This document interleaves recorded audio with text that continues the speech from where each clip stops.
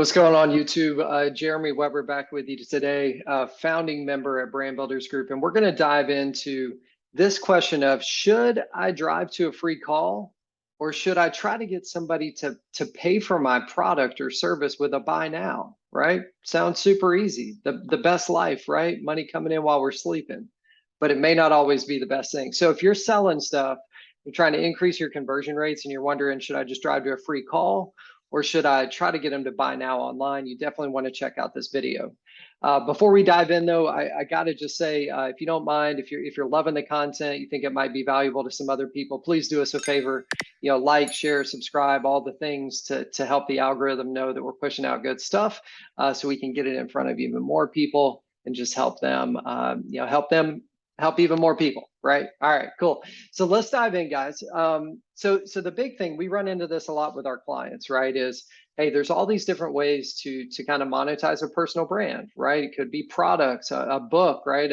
A journal, right? Some physical products, merchandise, right? It could be, hey, services, your coaching, consulting, membership programs, right? A course, right? All these things, right? All these different options. And it gets kind of confusing sometimes to know, all right, what we would call like the direct call to action or the primary call to action be for each of my offerings that give me the best chance to actually convert people at a high level into buying that thing? Okay.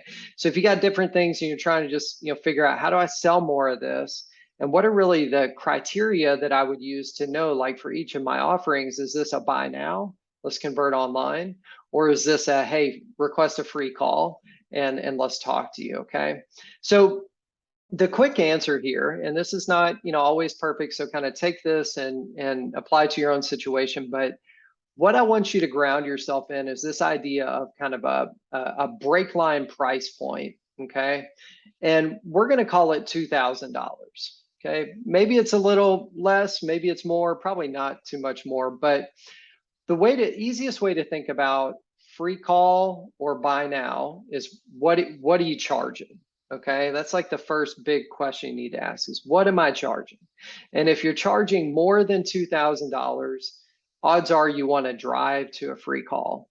Now you may ask why, right? If it's not obvious, if you get them on the phone, right, you have more opportunity to understand what their needs are, position the offering in a way to meet their needs, kind of deal with any objections they might have, etc.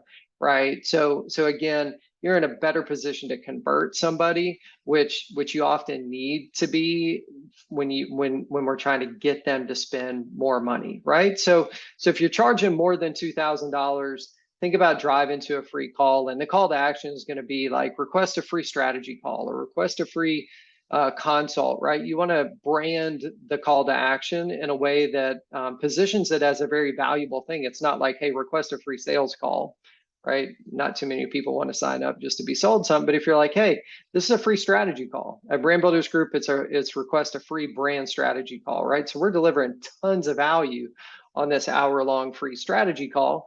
Now, naturally, at the end, we're going to talk a little bit about how we can help them if it makes sense, and then head down that path. But probably 75, 80% of the call is just value and trying to kind of help them, right? So you're putting yourself in a much better position to convert for higher dollar offers, $2,000 up, when you're having a call with somebody. So drive to a free call. Now, naturally, the other half of that is, if it's 2K or below, right? And I would say for more kind of earlier stage businesses and brands, you may even think of it as like 1,000 or below, because it just, naturally, you have to build more trust with people, have more trust built up for them to just pay you something without really knowing much about you or trusting you, right? So if you have huge trust, right, you can charge a lot without them ever talking to you.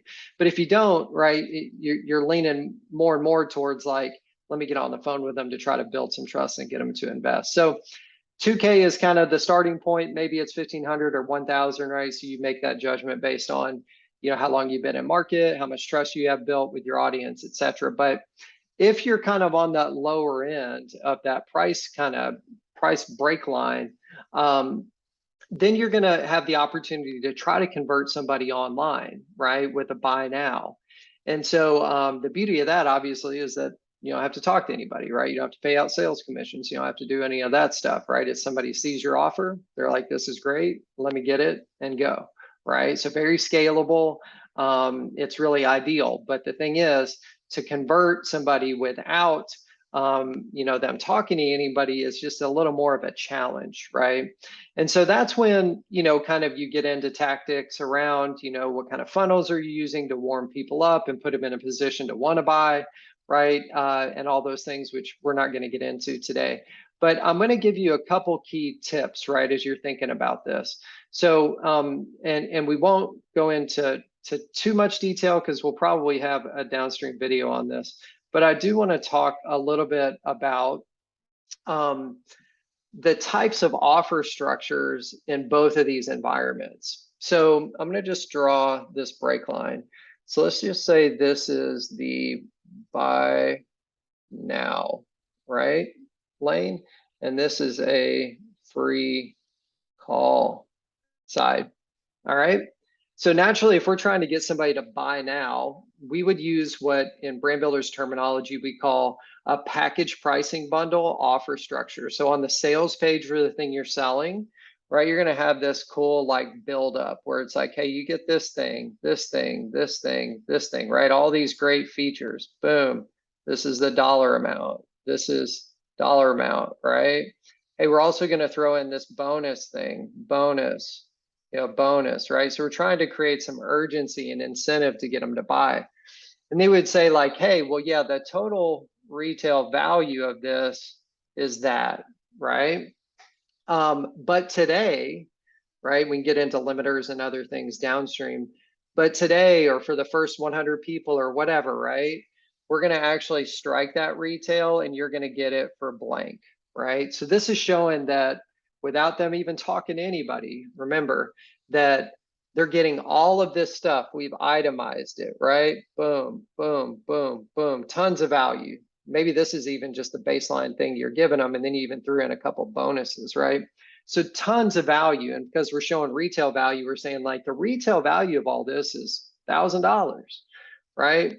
But today you can get it now for, $299 or something, right? You got to be tasteful about, not slashing it too much and all that. But the reality is there's tons of value in this. You've showcased that value and you're also showing that you're going to get it at a reduced cost, right? So go ahead and take action. And then you can use those limiters and things to say like, hey, only available to the first X number of buyers, or if you prepay, you get an additional incentive, right? So you can use other tactics to try to get people to click the button, right? The buy now button, and go ahead and put their card in, etc. So that's kind of, think about the package pricing bundle offer structure if you're doing it that way. The other cool thing is thinking about what we would call a collapsible offer, right? So think of this as, if you're driving to free calls, you tend to want to do it this way. So 1, 2, 3, right? Feature 1, feature 2, feature 3, feature 4, feature 5, feature 6, and feature, that is in there, right there. Boom, boom, boom, boom, boom. This is called a collapsible offer structure. So the beauty of this is that we're not going to get too deep into this, but when you can structure your offer this way and you're driving to a free call, you basically give yourself, the buyer visibility, right? They can start at tier 1 and then upgrade, or start at tier 2, downgrade, like whatever you give them options. And that flexibility is actually good for you when you're talking to them. You don't feel like kind of that used car salesman where you're saying like, hey, this is $1,000, but if you buy it from me now, like get it for 250, right? That gets weird when you're talking to somebody. So this just gives you flexibility to say, hey, like, what are your needs? Depending on what your budget is, we can meet you where you're at financially, get you plugged in at tier 1. That's great. Let's just get going. But just know you can upgrade to tier 2 or 3 downstream, right? So this is really kind of a killer offer structure for a lot of things, especially membership programs. So we'll talk more about this downstream, but just remember kind of this 2K price point, right? Below 2K, you're going to come over here. Above, you're going to go to a free call. And then obviously you have your offer structures positioned accordingly. But just remember, don't try to sell high dollar things. With a buy now, you're not going to have a whole lot of luck unless you're somebody that's super ninja and has tons of trust and authority built up with their audience. So anyway, so hope this was helpful. Again, guys, if you don't mind, like, share, subscribe, all the things to kind of just help us reach more people if you found this valuable. Until next time, guys, take care. We'll talk to you soon.